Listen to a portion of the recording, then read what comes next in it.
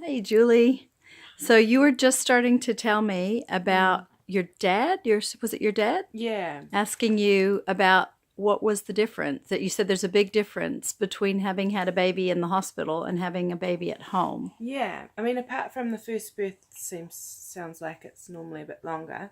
Mm-hmm. Um, my first boy took 3 days, 3 day labour, 68 hours or something like that. Mm. And this guy was just, what was it, 6 hours active labour. Mm.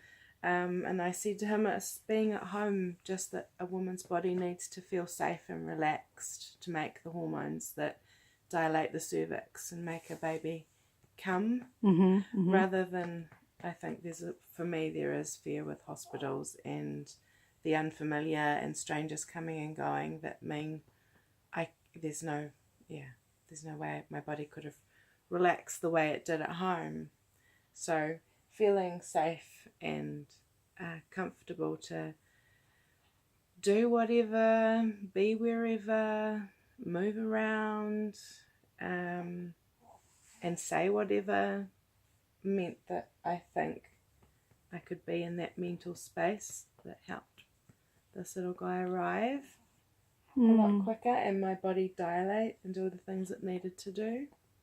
Mm. And how, after the birth, how do you feel about each experience? Like comparing your mental, emotional, spiritual well-being as well as your physical well-being. What's the comparison with where, that you think may be attributed to the different places? Um, I mean, knowing what I know now, and if you're having a healthy birth, you don't have any major concerns. I don't know why you wouldn't birth at home. Just because you get to control your environment, and it's a natural process. So if it's not complicated, why not do it at home? You just need someone who knows what they're doing to guide you and coach you through it. Yeah. Did you feel that safety was a concern, that you felt safer in one or the other place, or how did that come into the equation for you? Maybe the stereotype of hospitals is that they can fix and they can save and they can,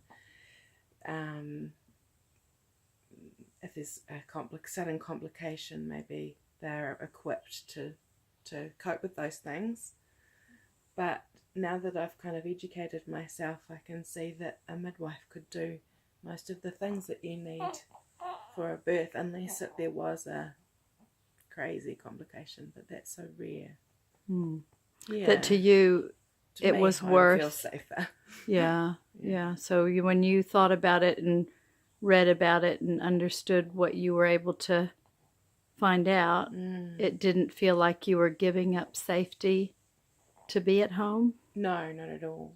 No, but that, for me personally, I felt like my mentally and physically, I needed privacy. I needed home.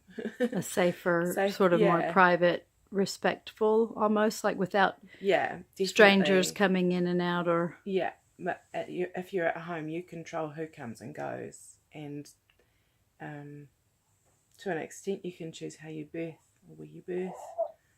Yeah. And how What calm you are. about the relationship with the midwife looking after you? Is that have implications?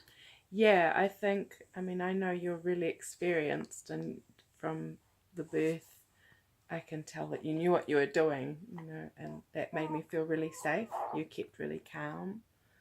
And I guess picking a midwife that you do feel a rapport with, that you feel comfortable and safe with, is really important. And that you trust. Yeah, I think that definitely. trust thing is pretty big, huh? Yeah. And I think I try to help have a relationship with the partner as well, that he or she trust me and feel safe, and that so that everybody can relax. Because I think there's this whole idea about fear being contagious, and anybody that's in that space, if they're really, we're all gonna feel it, especially if it's the midwife. Definitely. Or the doctor, or... Yeah. You want to know that the people around you are supportive, at least. You and my husband just said all the right things, you know, only positive, lots of encouragement, really empowering things. There was no doubt or worry or, yeah. That's So really important. if you were going to have a message out to other midwives that were considering starting to do home births that hadn't yet, what would you suggest about considering it? I'd say be present at some. Yeah. Get some Kind of a home birth mentor that you could go to some births with as a second midwife. Because once you see it and process, it's not scary or daunting, or it's so beautiful. Yeah. Because I was thinking that there's probably very few obstetricians who've ever been at a home birth. So they haven't seen a birth that doesn't at least have the intervention of going to the hospital, which is an intervention in a way. Yeah. Well, Matt's, my husband's lady he works with, she had home births and her husband is a doctor, and other doctors were saying to him, being doctors, saying, why would you want to do a home birth? And he was a huge advocate for it, because he said, why not? Why not? If you're having a straightforward birth, why not? Yeah, I think I try to tell people that really if you want a normal physiological birth, you need to be in a place where your oxytocin levels can rise, because if you have any fight or flight reaction going on, they're going to inhibit the oxytocin. So really, the hospital isn't the best place for that to happen for most women. Unless you love hospitals. Yeah. My sister-in-law loves hospitals. Or if you have a lot of fear and anxiety that birth is a medical emergency event, then you may have less fear at the hospital than that person would have at home. Yeah.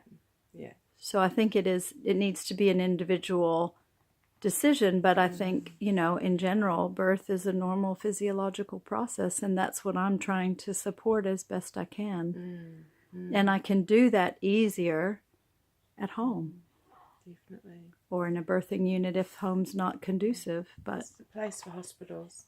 Yeah. I think women who have a really good carer who's comfortable home birthing, why not try for it? Because you can transfer if you need to. Yeah. Why not try at home? Because I think that first part is the environment is just essential to be able to be relaxed and not. And I heard somewhere, and that's what I've been thinking lately, is that unless you're induced or you're having an elective cesarean, every birthing process starts at home.